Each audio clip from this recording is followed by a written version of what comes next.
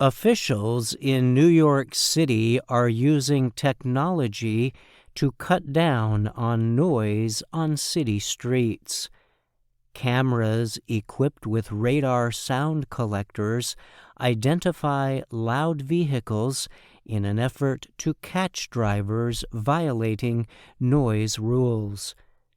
New York officials say at least 71 people have received fines for operating cars or trucks that make too much noise.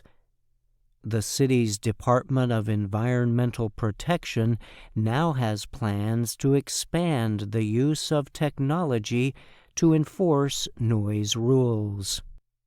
City Council member Eric Bottcher told the Associated Press vehicles with illegally changed parts can produce extremely loud sounds. He said they have been a growing problem in recent years. Bottcher supports the use of radar to reduce noise in the city. New York City already has some of the strongest rules in the country aimed at limiting noise on city streets. It has set permissible noise levels for building tools and vehicles. The new devices record the vehicle numbers of offenders, who then receive a violation notice in the mail. Owners face fines of $800 for a first noise offense. Some could be required to pay up to $2,625 if they have 3 violations and ignore court hearings. The AP says there is evidence to support the idea that noise affects not only hearing but also mood and mental health.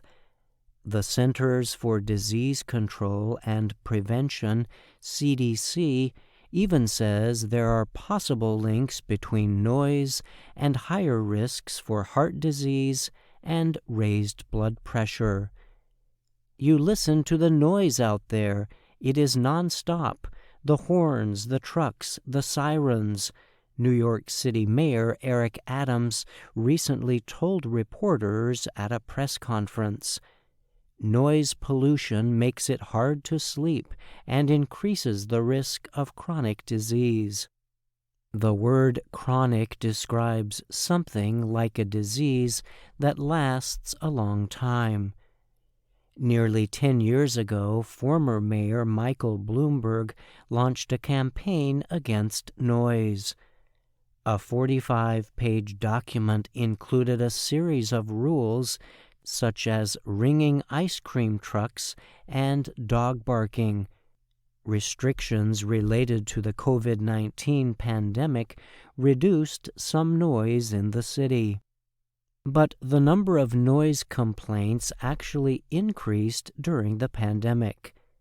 Some experts say that was because people who were forced to stay home became more sensitive to noise. Complaints over noisy neighbors nearly doubled in the first year of the pandemic. Other complaints about cars and motorcycles with loud engines also increased. However, some people in the city say the government efforts to quiet loud vehicles have gone too far. One person opposed to the policy is Philip Franklin, a 30-year-old car lover from the Bronx area of New York. He launched an online effort to protest noise rules. The majority of us live here in New York City, where noise is a part of our daily lives, said a document explaining his effort. Franklin noted that quiet vehicles can also present dangers to inattentive individuals walking around New York City. Fixing potholes is a lot more important than going after noisy cars, Franklin told the AP. A pothole is a hole in the road caused by weather or other environmental conditions. The CDC has said loud noise, especially once it hits 120 decibels, can cause immediate harm to one's ears. Even listening to continual noise above 70 decibels can damage hearing over time, experts say. A motorcycle produces about 95 decibels of noise.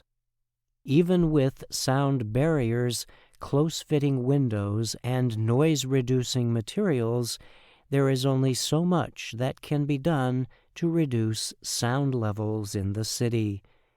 Many New Yorkers have simply learned to live with the noise. I think people developed an appreciation for the fact that it's a messy, noisy city, said NYU researcher Bello. We like it to be active, and we like it to be lively, and we like it to be full of jobs and activity, and not this sort of scary, quite unnerving place. I'm Brian Lynn.